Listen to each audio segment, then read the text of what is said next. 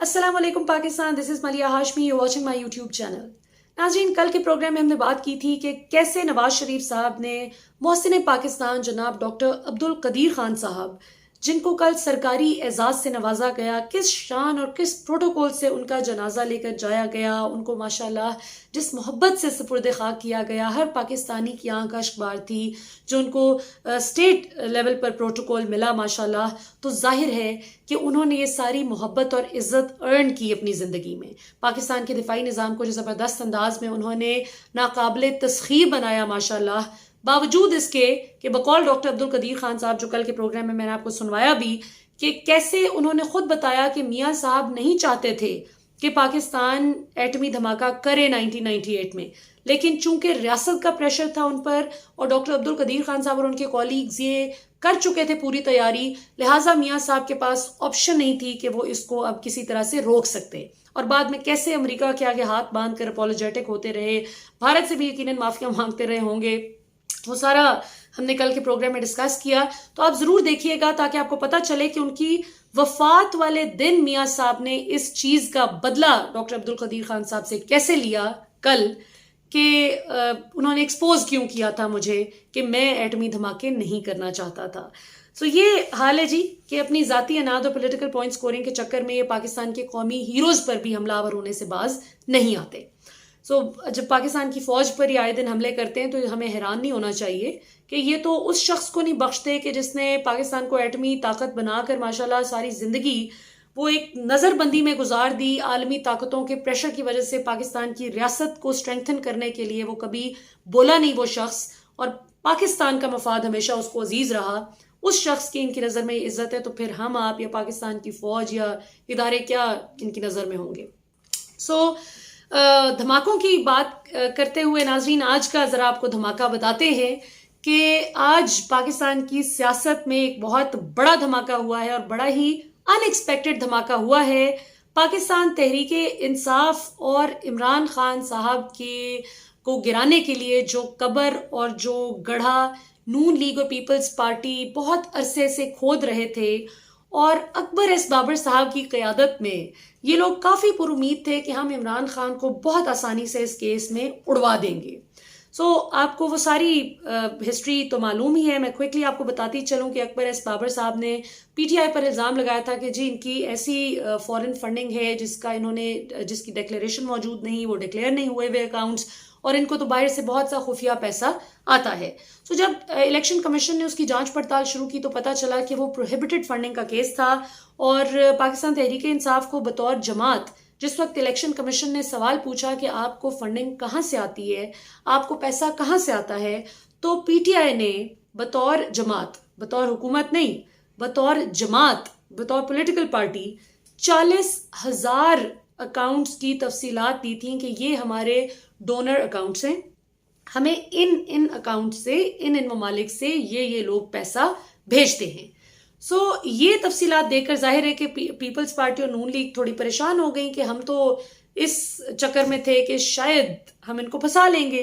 लेकिन उल्टा वो जो गेम थोड़ी उलट गई वो ये हुआ कि फरूख हबीब साहब, जो कि इस वक्त state minister for information and broadcasting हैं, वो उस वक्त पार्लियामेंट्री सेक्रेटरी फॉर रेलवेज थे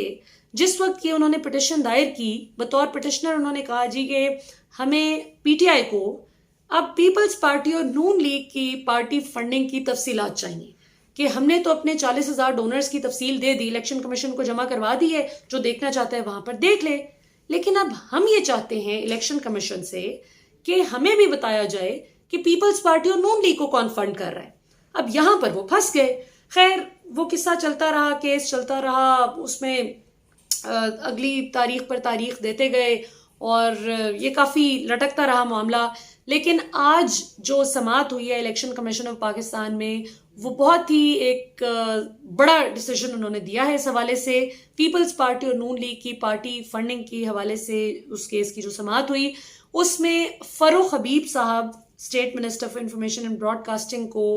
ये एक बहुत बड़ी फतह आज मिली है कि उनकी दरख्वास्त मंजूर कर ली गई है और उनको अब इजाज़त मिल गई है कि इलेक्शन कमीशन एक फाइनेंशियल एक्सपर्ट के जरिए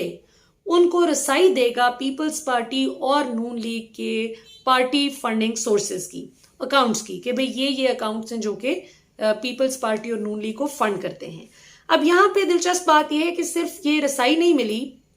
बल्कि रसाई मिलते ही पीटीआई की, इमरान खान की और फरूख हबीब की एक और मौक़िफ़ की बड़ी तायद हो गई है। एक और कामयाबी इमरान खान को मिल गई है, दो कामयाबियां मिली हैं। एक ये कि रसाई मिल गई, और दूसरी बड़ी कामयाबी है कि जैसे ही रसाई मिली, इनको फौरी तौर पर एक नई बात पता चल गई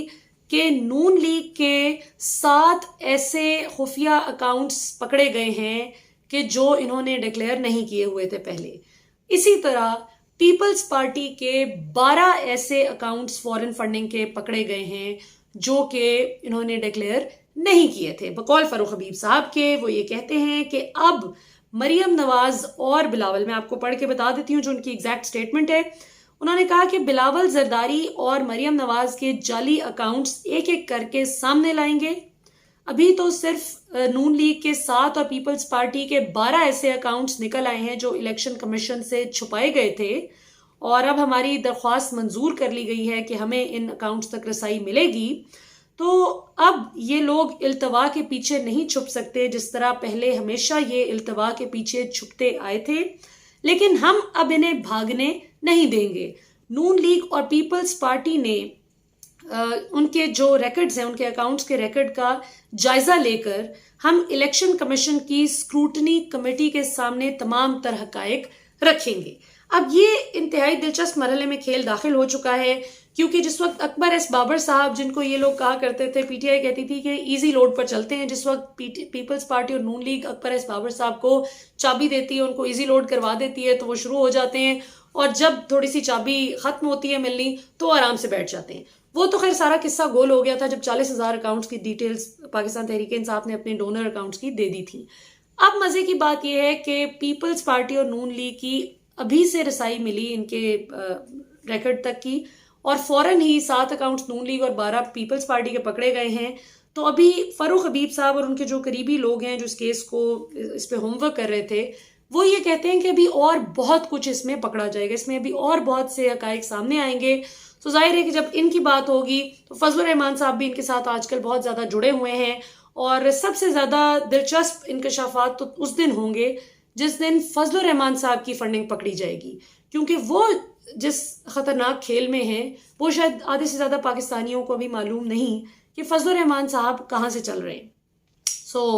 ये कुछ आज के धमाके की मज़ेदार तफसीलात थी, और वही बात है कि जैसे अल्लाह रखे उससे कौन चखे। जब आप किसी के लिए बुरी नीयत से चलते हैं तो फिर कई बार आपके अपने गले में वो चीज़ पड़ जाती है जो आप किसी का नुकसान करने की कोशिश कर रहे होते हैं। तो देखते हैं कि अब नून लीग और पीपल्स पार्टी इसको किस हद तक जस्टिफाई कर पाते हैं, क्योंकि इलेक्शन कमीशन से इन्होंने अपने ये जो अपनी फंडिंग के कुछ सोर्सेज, कुछ अकाउंट्स छुपाए हैं, ये तो बात वाजे हो गई, ये तो अब पकड़े गए हैं। सो अब इस पे इलेक्शन कमीशन आगे जाके स्क्रूटनी कमेटी के सामने जब मजीद हकायक, मजीद तफसीलात पीटीआई रखती है, तो इसमें वो क्या एक्शन लेते हैं ये असल डिटर्मिनेंट होगा, क्योंकि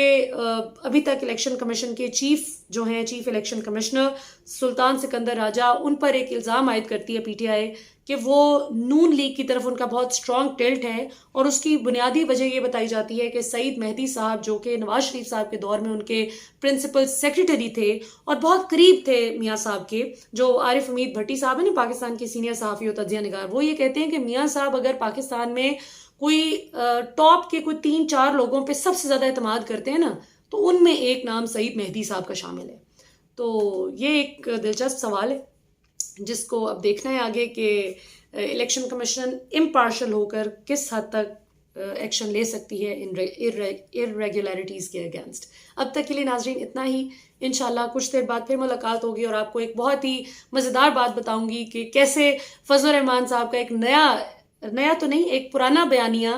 बुरी तरह से एक्सपोज हो गया है, और इमरान खान साहब को अल्लाह ताला ने एक और फतह नसीब की है। उस पर अगले प्रोग्राम में इंशाल्लाह बात करते हैं। अब तक के लिए इतना ही। पाकिस्तान जिंदाबाद।